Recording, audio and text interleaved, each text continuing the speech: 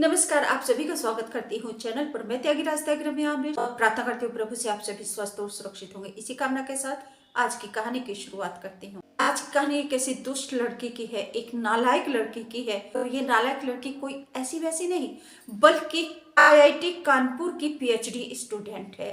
कलेक्टरगंज के एसीपी मोहसिन खान के ऊपर आईआईटी कानपुर की पीएचडी स्टूडेंट ने आरोप लगाया है दुष्कर्म का, झूठा वादा करके शादी करने का, झूठ बोलकर शादी करने का और झूठ बोलकर संबंध बनाने का। मैं इस दुष्ट लड़की से कहना चाहती हूँ और इसके जैसी हजारों, हर एक उस लड़की से कहना चाहती हूँ जो इतनी नीचता दिखाती है और फिर आरोप दूसरों के ऊपर मर देती है। मत समझिएगा कि मैं ऐसा क्यों बोल रही हूँ, मैं ऐसा इसलिए बोल रही हूँ क्योंकि मानवता और धर्म, सत्य सबसे पहले। हालांकि मैं त्यागी हूँ, पंडित हूँ, लेकिन मैं ये फेवर नहीं करूंगी कि नहीं वह हिंदू लड़की है तो मैं उसका पक्ष लूं, उसका फेवर करूं। ये बिल्कुल नहीं करूंगी क्योंकि अधर्म पाप है। इस लड़के का पाप देखिए और फिर कितनी शालीनता से और कितनी चतुराई से, बुद्धिमानी से ये आरोप लगा रही है एसीपी मोहसिन खान के ऊपर दुष्कर्म का, शादी करने का वादा करके संबंध बनाने का। ये कहानी पूरी आपको सुना, परंतु उससे पहले आपको दिल्ली एनसीआर का अपडेट देती हूँ। दिल्ली एनसीआर के डिस्ट्रिक्ट गाजियाबाद के निवाड़ी थाना क्षेत्र की गंग नहर के किनारे पर एक 7 साल के बच्चे का शव मिला, झाड़ियों में वहीं पर अटका हुआ सूटकेस के अंदर। ऐसा प्रतीत होता है कि किसी ने बच्चे का शव केस में रखा, हत्या कहीं अलग की है और उसे निवाड़ी की गंग नहर में लाकर फेंकने का प्रयास किया, जो कि नहर में ना जाकर झाड़ियों में उलझ गया। अब पुलिस ने जब उसको देखा तो अब आरोपियों की तलाश की जा रही है। बच्चे के हाथ में प्लास्टर भिजवा रखा है। कितने दुष्ट क्रूर लोग हैं समाज में। गाजियाबाद के ट्रांसजेंडर एरिया में शालीबार गार्डन में एक पार्टी में गाना बजाने को लेकर विवाद हुआ और मारपीट हो गई। इसमें हेड कांस्टेबल समेत 6 लोगों को गिरफ्तार किया गया है। ठगों का एक कॉल सेंटर पकड़ा है। नोएडा के सेक्टर 24 में बीमा पॉलिसी रिन्यू कराने के नाम पर वे लोगों से ठगी किया करते थे। मोदीनगर के दिल्ली मेरठ मार्ग पर बाइक सवारों ने एक युवती को अगवा करने का, अपहरण करने का प्रयास किया। लगभग 500 मीटर तक उसके पीछे दौड़े क्योंकि युवती का घर वहीं आसपास था, तो वह बचकर भाग निकली। सीएम योगी आदित्यनाथ के खिलाफ अभद्र टिप्पणी करने वाले अपराधी को पुलिस ने नोएडा के सेक्टर 39 से गिरफ्तार कर लिया। नोएडा प्राधिकरण में घोटाले के ऊपर जिरह की गई है। गाजियाबाद के माता कॉलोनी में मकान के ऊपर विवाद में एक युवक को छत से नीचे गिराकर उसकी हत्या कर दी। गाजियाबाद के गोविंदपुरम में एक कंपनी में गाड़ी लगाने को लेकर एक विवाद हुआ और गाड़ी चालक ने अपने 2 भाइयों के साथ मिलकर एक युवक पर हमला कर दिया।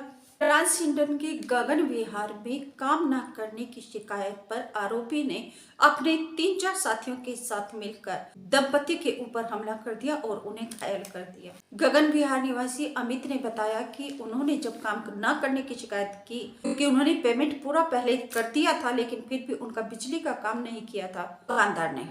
जब वे बार बार उसको शिकायत करते रहे, काम पूरा करने के लिए बोलते रहे, तो उसने अपने साथी रोहित, शिवम और ब्रजपाल के साथ मिलकर पीड़ित दंपति के ऊपर हमला कर दिया। दहेज न मिलने पर तलाक दे दिया। 3 बार तलाक बोला और तलाक दे दिया। ये मामला गाजियाबाद के विजयनगर थाना क्षेत्र के प्रताप विहार के सेक्टर 12 का है।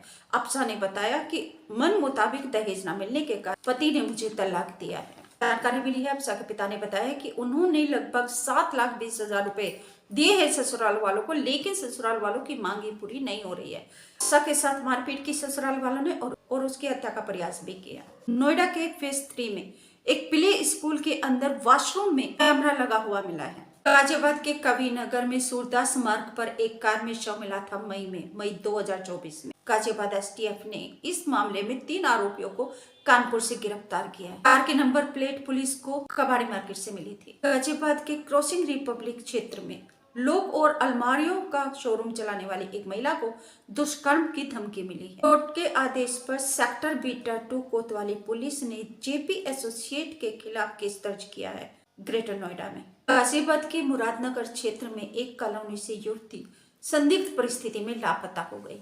गाजियाबाद के मोदीनगर निवाड़ी थाना क्षेत्र के गांव सोंदा में एक युवक का शव मिला है, खेत में पड़ा हुआ। युवक की पत्नी और परिजनों ने हत्या का आरोप लगाकर हंगामा शुरू कर दिया। अब आपको आईआईटी पीएचडी छात्रा और मोहसिन खान की पूरी स्टोरी सुनाती हूँ। बस आपसे एक निवेदन करती हूँ, प्लीज चैनल को सब्सक्राइब कर लीजिए, जल्दी से घंटी दिखाई दे रही है उसको दबाकर ऑल पर सेलेक्ट कर लीजिए, मेरे फैमिली मेंबर बन जाइए, क्योंकि आप ही मेरा घर परिवार और मेरे जीवन की हर खुशी। मोहसिन खान के ऊपर आरोप लगाया है आईआईटी पीएचडी छात्रा ने कि मोहसिन खान ने मेरे साथ दुष्कर्म किया और शादी का वादा करके मेरे साथ संबंध बनाए कई बार। उसने ये बोला कि मोहसिन खान ने मुझसे झूठ बोला कि पहले उसने बोला कि उसकी शादी नहीं हुई है, फिर उसने बोला दरअसल मोहसिन खान से युवती की मुलाकात कैसे हुई थी। तो युवती की मुलाकात दिसंबर 2023 में हुई थी। साइबर मेले का एक कार्यक्रम हुआ था कानपुर में। आईआईटी छात्रा ने मोहसिन खान के ऊपर आरोप लगाया है कि उन्होंने मुझे तलाक की झूठी खबर दी कि पत्नी से तलाक हो गया है, और उन्होंने पहले बोला था कि वह कुंवारे हैं और फिर उन्होंने बोला कि उनका पत्नी से तलाक हो गया, लेकिन ऐसा कुछ भी नहीं है। उन्होंने झूठ बोलकर मुझे शादी का प्रपोजल रखा, मुझे शादी के लिए प्रपोज किया। पूरी कहानी आपको सुनाती हूँ कि आखिर मोहसिन खान और आईआईटी स्टूडेंट की मुलाकात कैसे हुई थी। आईआईटी कानपुर आईआईटी में साइबर सेल का एक मेला लगा हुआ था, कार्यक्रम था, जहाँ पर एसीपी कलेक्टरगंज मोहसिन खान की मुलाकात हुई थी कानपुर आईआईटी पीएचडी स्टूडेंट से। उसके बाद दोनों में बातें शुरू होने लगी। छात्रा ने बताया कि 23 जून 2024 को कलेक्टरगंज एसीपी मोहसिन खान का फोन आया मेरे पास और वह मुझसे बोले कि मैं पीएचडी करना चाहता हूं आपके गाइडेंस। मैंने उनको हाँ कर दिया और फिर उसके बाद उनका रजिस्ट्रेशन करवाने से लेकर पूरे दस्तावेज और पूरा एडमिशन करवाने तक पूरी प्रक्रिया में मैंने उनका साथ दिया। उनका एडमिशन भी हो गया उनकी योग्यता के अनुसार, और अब दोनों पीएचडी कर रहे थे कानपुर आईआईटी में, और दोनों का विषय भी एक ही है। विषय है cyber crime investigation and cyber criminology. दोनों का विषय एक है और एसीपी मोहसिन खान छात्रा के गाइडेंस में ही पीएचडी कर रहे हैं, तो जाहिर सी बात है कि मिलना जुलना और बातें करना तो एक सामान्य सी बात है। लेकिन छात्रा ने बोला कि पीएचडी करते हुए ही अब एडमिशन के बाद मोहसिन खान ने उनको प्रपोज कर दिया शादी के लिए, और मोहसिन खान ने एसीपी मोहसिन खान ने छात्रा को बताया कि वह अनमैरिड हैं, लेकिन उसके बाद उन्होंने बताया कि उनकी तलाक की प्रक्रिया चल रही है और उनकी एक 5 साल की बेटी भी है। तो मैंने शो में जो दुष्ट बोला था इस लड़के को, मैंने ये बोला, उसने अब आरोप लगाया एसीपी मोहसिन खान के ऊपर। जबकि ये बताइए शादी का वैल्यू क्या होती है, शादी का अर्थ क्या होता है। अब आप शादी के लिए रो रही हो। जब मोहसिन खान ने आपको प्रपोज किया और उसने संबंध बनाए, कई बार संबंध बनाए, आपको बुलाया, होटल में लेकर गया, तब आपको शादी याद नहीं आती? तब किसी भी लड़की को शादी याद नहीं आती, फिर रोना रोते हैं। अगर शादी इतनी महत्वपूर्ण है तो आपको ये तमीज नहीं है कि शादी का मतलब क्या होता है, वो तो आप फॉलो नहीं करते, उस धर्म को तो आप निभाते नहीं है। गुलछर्रे उड़ाकर आप कहते कि हमारे साथ संबंध बनाए, हमारे साथ ये किया, हमारे साथ वो किया, और आपने क्या किया? निर्लजता आप त्याग देती हैं, दुष्टता आप करती हैं, और फिर आरोप भी आप ही लगाते हैं। अरे पीड़िता आप नहीं, पीड़ित वो एसीपी मोहसिन खान है, जिसको आपने भुलावे में रखा, जिसके साथ आप इंटीमेट हो गई, जिसके साथ आप होटल में चली गई। आपको शादी अब याद आ रही है, पहले याद नहीं आई? आप जैसी दुष्ट लड़कियां जो ये आरोप लगाती हैं, मजे मौज मस्ती करने के बाद में आपके कारण असलियत में पीड़िता होती है ना, उन बेचारियों को पीछे हट जाती हैं। वो बेचारी आपकी आड़ में छुप जाती हैं, आपकी आड़ में वह दिखाई नहीं देती। उनकी ना पीड़ा, ना उनका क्रंदन, ना उनका रुदन किसी को दिखाई नहीं देता, उनकी आवाज दब जाती है। और आप जैसी दुष्ट महिलाएं और छात्राएं या स्टूडेंट, आप जैसी लड़कियां हावी हो जाती हैं पूरी समाज के ऊपर। आप जैसी लड़कियां कलंक हैं इस देश के ऊपर, इस समाज के ऊपर, इस धर्म के ऊपर। और शादी विवाह का जो आप नौटंकी और नाटक करती हैं, ये फिजूल की बात है। पीड़ित आप नहीं, पीड़ित जिसके साथ आप जाती है, जिसके बुलावे पर आप जाती है, पीड़ित वह होता है। आप क्यों चली गई? क्या आपको घर से उठाकर लेकर गया?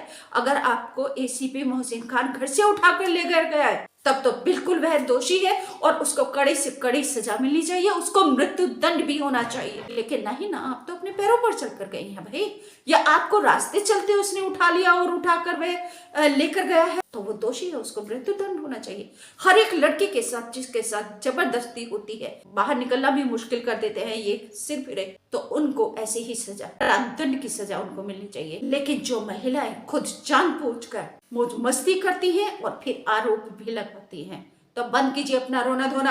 आपने समाज में एक गंदगी फैला, आपके कामों की गंदगी की, आपके व्यवहार की गंदगी समाज में बदबू उठी हुई है, समझे आप? अपनी उन सभी बहन बेटियों से, माताओं से कहना चाहती हूँ कि अगर आपके ऊपर कोई अत्याचार करता है, आपको किसी तरह की पीड़ा देता है, आपकी जबरदस्ती करता है, आपको घबराना नहीं है, डटकर उनका सामना करना है, वीरांगना बनकर आपको जीना है। आपको अपनी सुरक्षा स्वयं करनी है, क्योंकि जब आप संकट में होती हैं वहां कोई नहीं आता, बाई चांस कोई आ जाए, लेकिन आपको खुद मेंटली प्रिपेयर होना पड़ेगा कि आप किसी के बहकावे में ना आए। सबसे पहला गुर तो यही है कि अगर आप स्वयं सुरक्षित रहना चाहते हैं तो किसी के भी बुलावे पर कहीं पर भी मत जाइए। सुरक्षित रहेंगी, फिर भी कुछ होता तो फिर पानी नहीं है अपने घर पर अवश्य बतानी, माता पिता को, बहन भाई जो भी आपके घर में बड़े हैं सबको जरूर बतानी है। तो कोई भी बात नहीं छुपानी, तो आप सुरक्षित अवश्य रहेंगे। आपदा कभी भी और कहीं से भी आ सकती है। जो आपदा होती है उसकी बात अलग है, तो उसको हम सब मिलकर सामना करेंगे, ठीक है ना? और बाकी तो प्रभु है,